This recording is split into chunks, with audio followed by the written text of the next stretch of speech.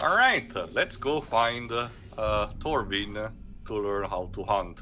I wonder if you can also mind control wildlife. It's funny you think of that, you can think of that, but one sec. Let's get one thing at a time. One step Let's find at the a dwarf time. and see if he has developed a new recipe. It is always nice to see an actor with wide range to portray rather different characters and mannerism. Mm-hmm. It's also a bit of, like we mentioned, it's also a bit of, you know, not going for the typecasting. Again, I don't know much about Adam Crossdale's, you know, bigger career as a whole, but he usually mostly, the roles that I hear him from were mostly for, you know, reserved, calm, and potentially, you know, posh with a British accent. So instead going for the more boisterous Scottish accent that dwarves stereotyped with, that's interesting, I say. Don't yell Alright, it let's turn. out! Let's see what we can do about Karagors. Hey, the rain stopped. Shouldn't hear me. It's a clean kill. And none of it is going to go to waste. We got meat, a potential pelt, everything. Talion. Even the bones will be useful. Lieutenant. No, actually, it was a captain. Oh, my mistake. We have a captain in our midst. There's the usual dwarf Look snark I sharp, come eh? to Captain's expect. coming. Better sharpen the swords, eh? And make sure our boots are nice and shiny. Yeah. Oh, so tell me, Captain, have you ever hunted a Oh, growl? really? They're kind of big. A Graug has what you promised me. Aye. Not just any growl. Oh. The largest one I ever came across. Fun. Ominous. We must prepare. I should do just fine. I've been trained very well. My dog, Silver, was trained very well. Oh no. That was before she got eaten by a warg. They kill the dog off screen. Hunt. God It's not damn. about rules, my captain. Jova, we're literally standing near a carcass of a bigger dog. Instinct. It's about guts. True. Which, as you can see, I know a thing or two about. You want basics on the hunt? Follow me. Alright then. Fine. Talion's like, what the fuck am I doing with my own life? Its own beast. One you must Good learn to question. tame. First lesson of Karagor hunting: do not die. Wow. What do we That's need very then? helpful. We ride 'em. Especially since we can't die! Dangerous hunt.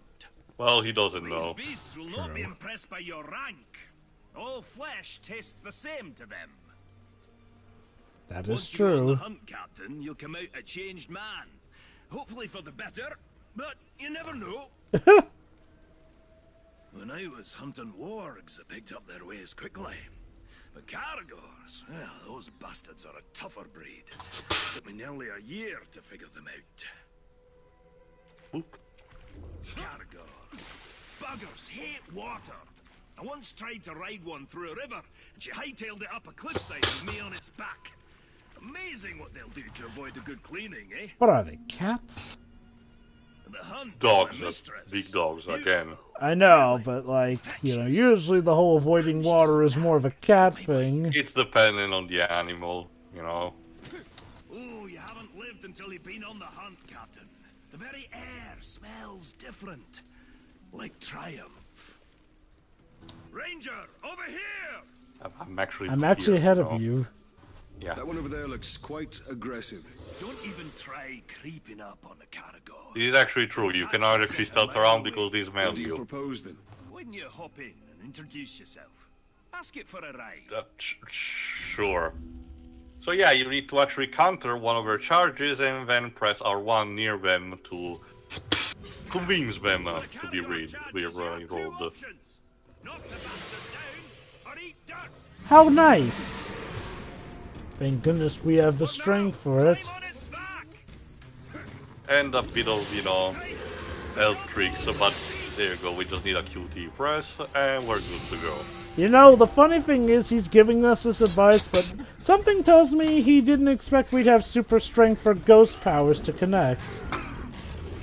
Instead, he just doesn't knock down and he's good to go. Because he's that strong.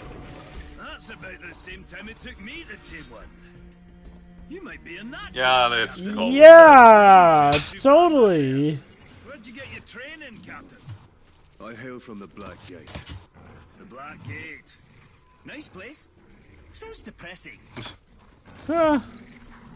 Well, it definitely is You have now. noticed by his, the growth of his beard, but Torvin is relatively young for the standard of his species. Yep. Don't tell me he Alright, dies. fighting on board of a cargo, as you can see, gives you a bit of an advantage, because you can just swing away, and the enemies might be more, inclined to be stunned. Captains is all another story. Some of them might get trampled easily, others might have specific traits that can insta-kill your mount. So, once again, pay attention to the chart about their weaknesses and strengths. And I'm guessing war chiefs are a whole nother story. Well, they follow the same rules. If they actually have a weakness about the beast, you can actually take advantage of that. Especially because cargoes can actually use the bite to insta-kill an enemy that's been, put down. It doesn't work directly on captains, instead it just weakens them, like you will do with an execution move. But if they have a weakness of that, it does insta-kill them. Also, yes, we're doing something similar to the first level in the Guardians of the Galaxy video game, where Torvin and Talion have a kill count hunt. In this case, it's for the bonus objective. Cute. Also, yes, more singing. Maybe this is what the Hobbit thought it could That's work. the thing, Jova. Again, it was always it was in all of the books in terms of source material. Even Oh, Lord of the Rings. course. It's just a matter that the Lord of the Rings cut down a lot of the songs. Domino will explain also this in his most recent video about Lord of the Rings, but it's a key component of the mythology because the lead capital G god of the universe, Eru Iluvatar, literally summoned his angels, quote unquote, his demigod, in order to actually sing the world into the existence, and the entire reason why evil was created because it was Melkor, aka Morgoth, which was essentially, again, the Lucifer equivalent, started to have the dangerous thing of independent thought, and thus created dissonance in the harmony of the choir, and as such, that created disparity, and as such, evil in the world. So what you're before Iluvatar could saying intervene. is that evil was spawned because some guy was just a dick to the concert and interrupted it. Basically, because they just wanted to have her solo. Yeah, really. You see, guys, And this is... because of his misunderstanding, Melkor was, from that point on, pissed off and eventually became actually evil on his own. So you see, guys, this is why song and dance are important, and sometimes you It's should also just funny. let it go with the flow. I do wonder how much of this actually root in Celtic folklore and similar, because Clay Staple Lewis, who also was super buddy-buddy with Tolkien, also had a similar origin story for the world of Narnia, where Aslan literally creates the world of Narnia by singing as well. So I do wonder. That is true. Also, So this yeah, whole- that essentially that explains why in the books they sing constantly, and why the Hobbit tried to replicate a bit that, although not being that successful.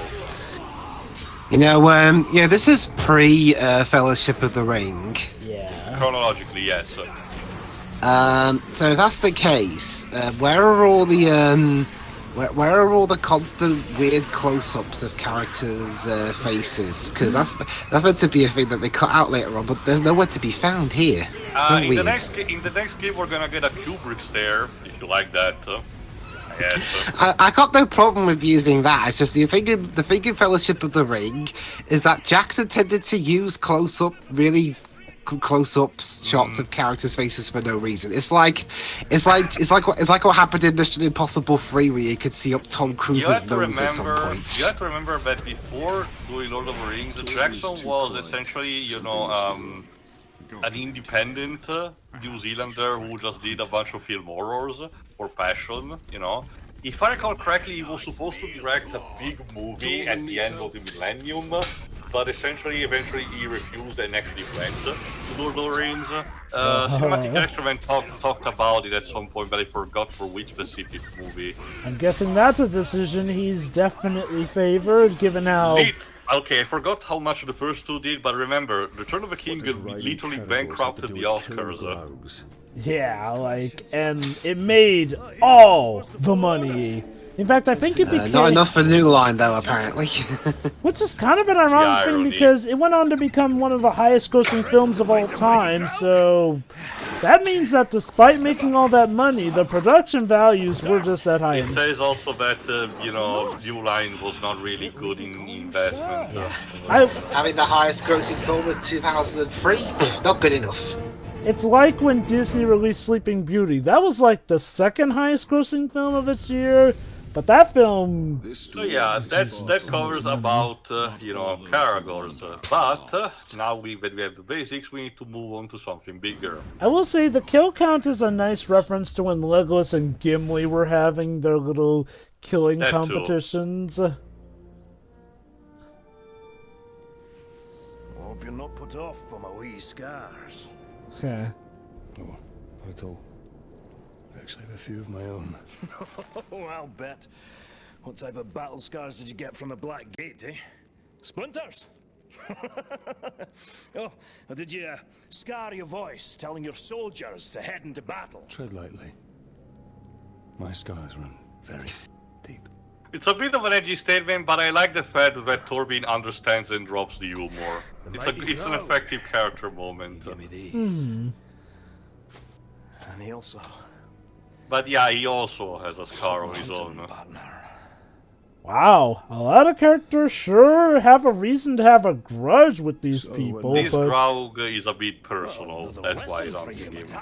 And then we get to the next game where the main grudge is Sauron stood on my foot. He broke it, the caring bastard. Again, I'm not sure if this is intentional, but one thing I have noticed is that there seems to be a recurring theme of vengeance with the characters going on here, and how the characters go about with the vengeance. Like, this guy obviously has vengeance, but he has not let that ruin his mood as much as, Talion has let his need for vengeance ruin his. Or previously, like we mentioned, Marwen's kingdom. Her daughter, again, has every reason to want vengeance, but doesn't let that rule her emotions in that regard. She fights because she has to, for the sake of the good, not just for the sake of personal satisfaction. I do wonder if these themes will continue. I guess we could argue also that Travis Willingham's character also, in a sense, is a take on vengeance here. Like, he wants to take back the land to a certain bout. However, it is to a bout where even Talion is like, no, dude, just clear out. Which shows that Talion does still have a sense of reason even with his vengeance. Again, I'm not sure how intentional this is. As we mentioned, the plot does seem very basic, but whether or not it's intentional, it is a pretty nice detail. It's kind of like the character development of Batman throughout the Burton/Schumacher saga. Like, intentional or not, it is there.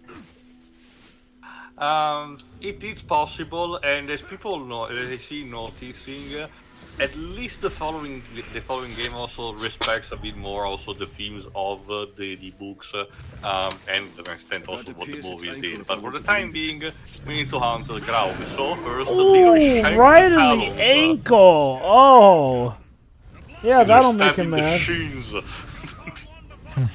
I like how the game foreshadows just what you're in for by seeing this guy tear apart some poor mooks and eat them by the campfire. Right, it's time to go for a ride. I need a cargo for speed. Yeah, Yes. Good, but thankfully, as I will demonstrate later, you can also get an upgrade from your upgrade skill tree that let you instantly mount, a Karagorn by aiming with a bow and pressing X towards it. Consumes 2 weapon projectiles, but it's effectively instantly and cannot. And it completely skips away the QTE. So, So it is actually very effective, yes? so if I understand correctly, this is kind of similar to Crash of the Titans, where you need to jack a creature to then take on a bigger creature. Sounds easy Kind enough. of, yeah. Right, our captain. What do you think we're doing? Now giddy up! I've slain bigger crowds when I was a wee boy and my beard was only 3 inches. Only 3, huh? I thought you said something else was only 3 inches long for a second there. It's weird because, again, the game is R-rated, but the characters do not swear almost at all. Well, I mean, Lord of the Rings, it's not exactly a very sweary series, is I it? think you can still make it work out in some ways. For example, they do something similar to the 2099 Spider-Man stories, where instead of shit, they say shrug. Shock. Well, that in that story, in this game, they say shrug. Like, even some of the more rougher characters, like, I can't imagine yeah. Aragorn saying fuck. We can actually start riding a Graug now. Fun! Oh my god, this is like Crash of the Titans. Jack a smaller creature, use it to fight a bigger forgot, creature, and then you can jack that bigger creature. Mind Over Mutant was 2007, right? 2007. No, Mind of a Mutant was 2008. Crash of the Titans was 2007. Okay. And Mind Over Mutant was the last mainline Crash game we got until the remake trilogy, so... Yeah. yeah. But don't you see, Joe, we got also Skylanders. You know, it is funny, really, how Skylanders use Spyro's image and then more or less threw him to the side, and now Spyro's back from the dead, but Skylanders is as dead as a doornail. That's because, again, the Toys to Life mechanic has kind of fizzled out. Anyway, the gimmick with the Graug is that it's simply put, you can... Again, it's like more controlling a Rancor from Star Wars more than anything.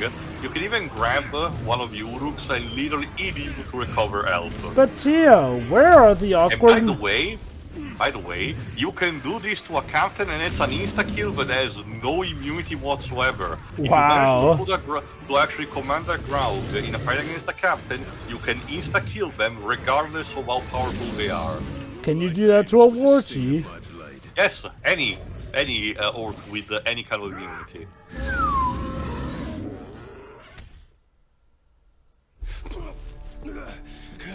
So, are there any other creatures you can mount, or is it just these Just two? these two. Ah. Wee bit The unusual. second game will add something else. Nothing like a little improvising, eh? How nice that those other mooks just happened to be out to test the Graugon. Instinct. Gumption. Respect. Training's over. Got guts. Let's go spill some, eh? I guess he's in our party now. Well, at least for this occasion, again, we need to enter this specific Graug that apparently is responsible for killing Torbjorn's hunting partner. Let me guess, this Grog is even bigger Also, than your typical... yes, as Celebrimbor just said, when Sauron forged the rings for different races, the dwarves were not corrupted like the humans and did not become the Nazgûl because they were literally too stubborn, and this is connected to the mythos of the larger part of the Silmarillion, where the dwarves were sort of an accidental creation. They were just instead adopted by Ilúvatar instead of being created by him. Heads up, Captain! Time to go hunting! So yeah, first thing first, let's hop onto the Karagor.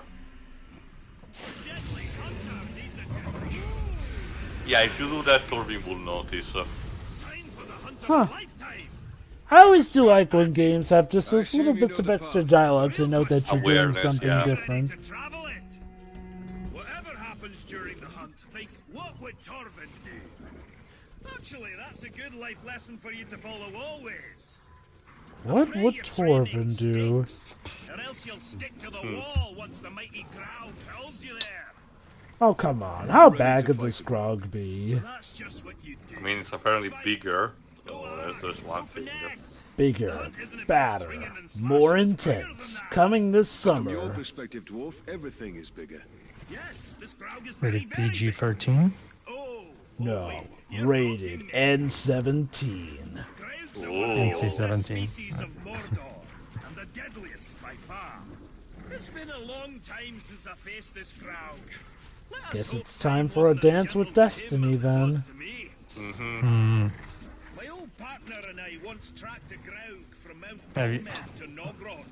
Yes, Pedro, he's been there and he's seen He's it. been there, 2 yeah. days. He's never gonna stop Those were fun believing. times. Last time I saw the beast was when Yeah, there you go. I think I found it. I think Peter Jackson was supposed to direct the 2001 Planet of the Apes movie Wow. originally. I mean, okay, granted, given the writer is a factor as well, I don't know if him doing that movie would have saved it or anything.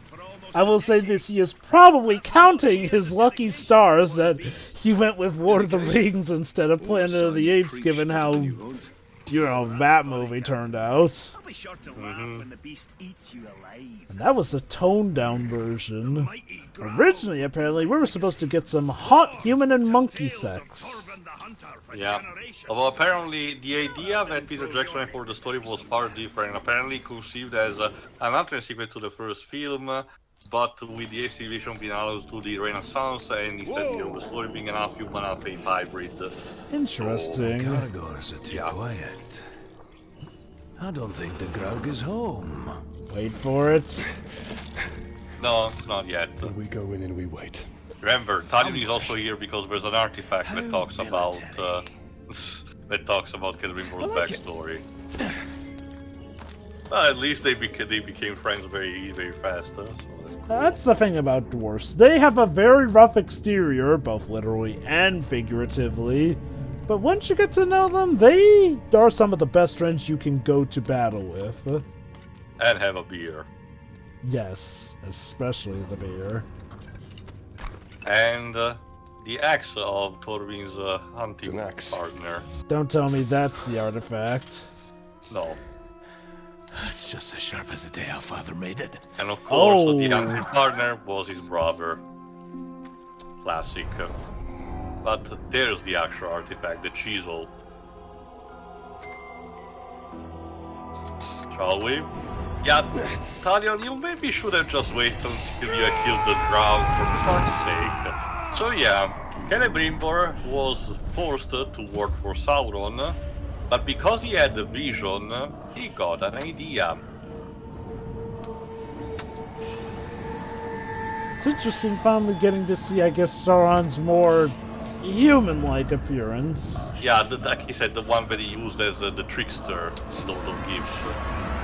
I'm guessing this is probably what it would have looked like in the movie. At the end, towards the end of Return of the King, where he would have taunted the heroes, yes. You forgot that what they're reciting is the black speech for the motto of Mordor. You know, about enslaving the rest of the species of Middle-earth. And thus, Celebrimbor did help Sauron refining the One Ring of Power, because, you know, Sauron needed his help for that.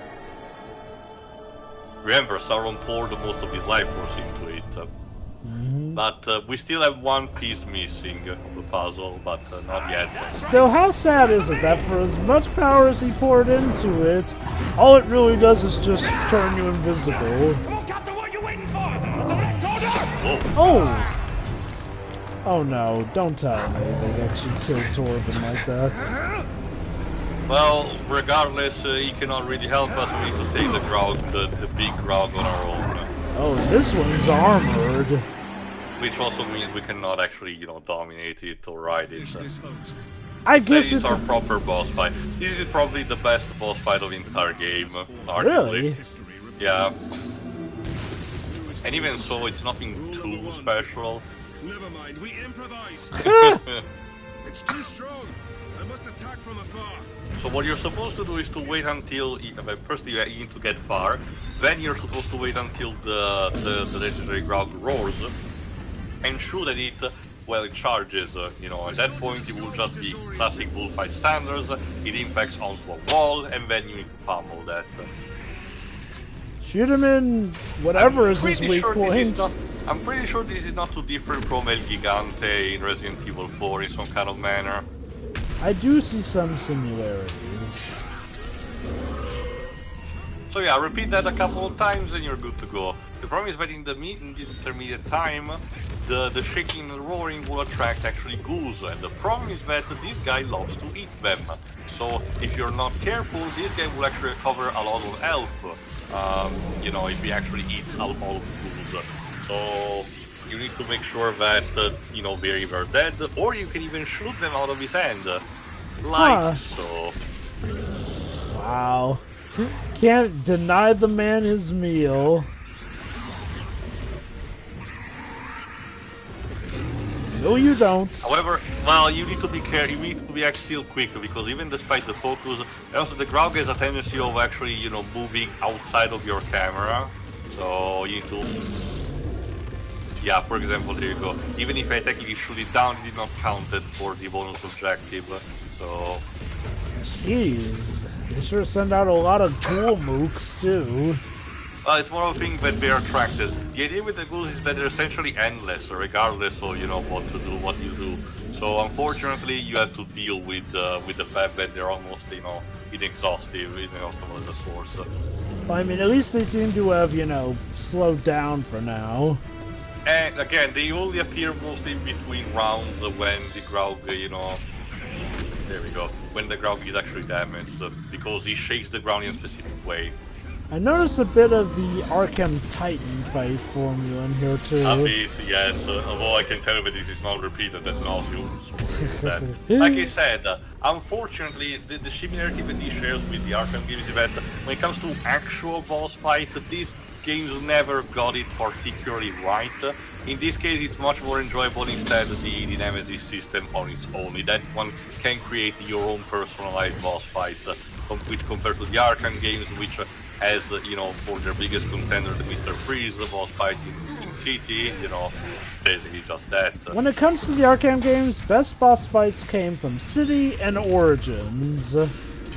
Which specific one? I'm actually curious to what you're referring.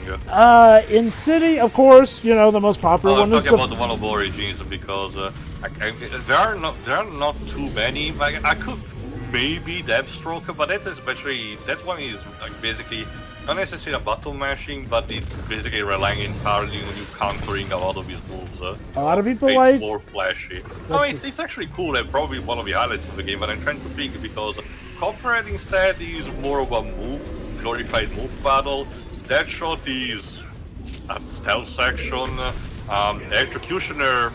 Oh. Yeah, moving on. Executioner. I guess technically the final round with Bane, I suppose. There's also Killer Croc. People actually did like his that one is fight. at the very beginning. It's more tutorial boss than anything.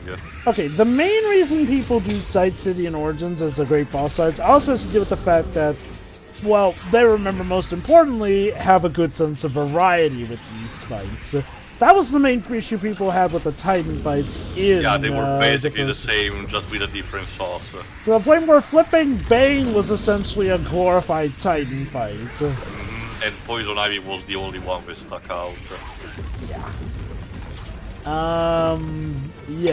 In Origins, Origins also has its own Mr. Freeze fight in the DLC, which is essentially a take on... Right, I forgot. I don't think I actually played it for myself. It's an immensely great DLC campaign, partly because it's a take on, you know, the Emmy Award-winning episode from the animated series. Heart of Ice, yes.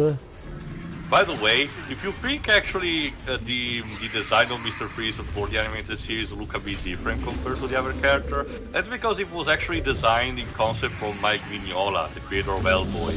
This is why there's the contrast with the red lenses over the sleek appearance of Deadpool. It's funny because the red lenses ever since have kind of been an influence for later takes.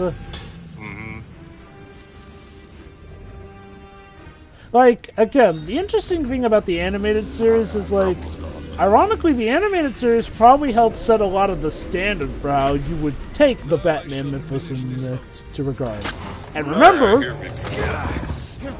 one last stab. There you go, Drobo's still alive. Yeah, and got he it. gets to do the killing blow.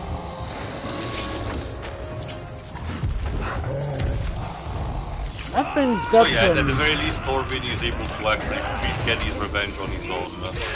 That thing's got one heck of a pain threshold. Well, if he's lead their troll, he should still die. But it's dead now, so yeah. Yeah. Wow.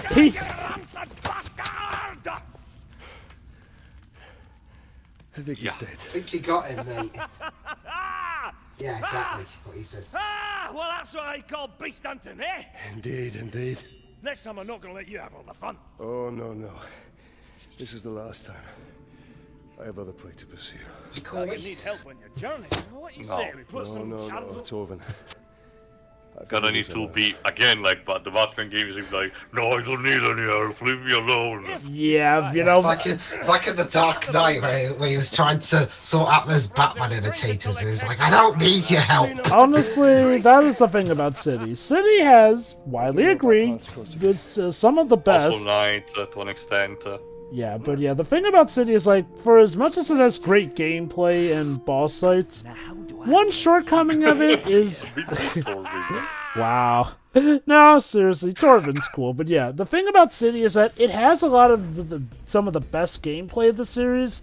It unfortunately has one of the weaker stories of the series, though. Finds his way home now that he's But yeah, let's hope that Talion and Tori will be able to say goodbye to each other in a more proper way before this is over. It would be nice if, like, you know, I guess we might get, like, something of a montage of, hey, Talion re-meeting with those who helped him on his quest and whatnot. Well, we'll see how that happens. In the meantime, tuning for the next part, where instead we will collect all the trinkets and the artifacts of the region before moving on to the war chief. So, yeah. Ta-ta. See ya.